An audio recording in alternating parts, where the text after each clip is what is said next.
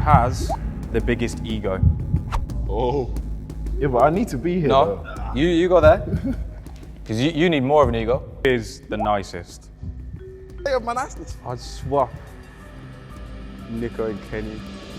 Go down, man.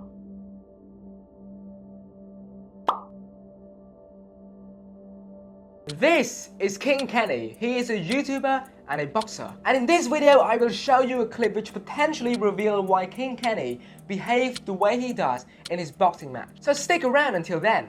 But Kenny, as a whole, on the YouTube scenes, he's a very likable guy. He has his own channel and is a member of a huge group called the Beta Squad on YouTube. He seems very nice, he seems very humble, although a bit quiet, but overall, like I said, he's genuinely a nice person. On the boxing side, however, his journey has been a bit rough. He is among the few who are very active on the side of influencer boxing, which grant him a record of 4 wins and 3 losses. And a lot of his fights are filled with controversial victories, or just straight up frustration due to his inability to engage with his opponents or to answer to his opponent's tactic. And fans, myself included, are curious as to why Kenny is so unpredictable in fight, whereby one fight he completely dominates or looks like he dominated, and another fight he looks like a complete amateur boxer, whereby he doesn't have any passions behind his punches. And I think we kinda got the answer to the fans' curiosity, and that is with the recent Beta Squad Rate Themselves Challenge video. And before we get to that video, let's talk about fighting as a whole, fighting as a sport. As the great Mike Tyson has said before, that he needs the ego to fight, and after retirement he spent years trying to get rid of that ego. And in our scene, we had influencer boxers saying that they need that ego to go to war, and we all can see that whenever the fight weeks arrive, chaos will soon follow. But chaos doesn't seem to follow the guy called King Kenny.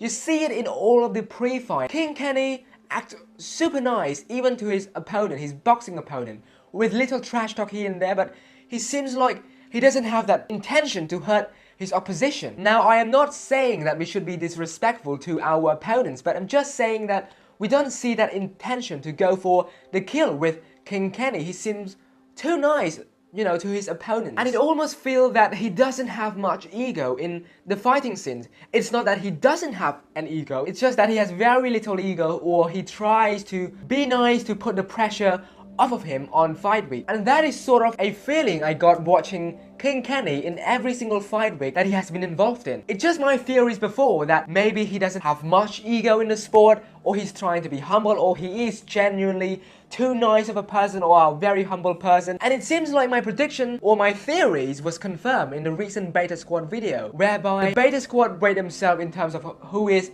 egotistical or who is the nicest person. And with the video we can see his friends rating him as a person, and that is when it clocks that, oh, that is how King Kenny is as a person, and that might translate to how he does in the boxing ring. So yeah, watching the video makes me realize as to why Kenny doesn't seem to have that fire lit up inside of him during the fight. For example, in his recent fight with AT, Kenny was losing the fight, and we got Daly, his brother, his coach, shouting his lung out for Kenny to follow the game plan, to bully AT back and not to let AT bully him.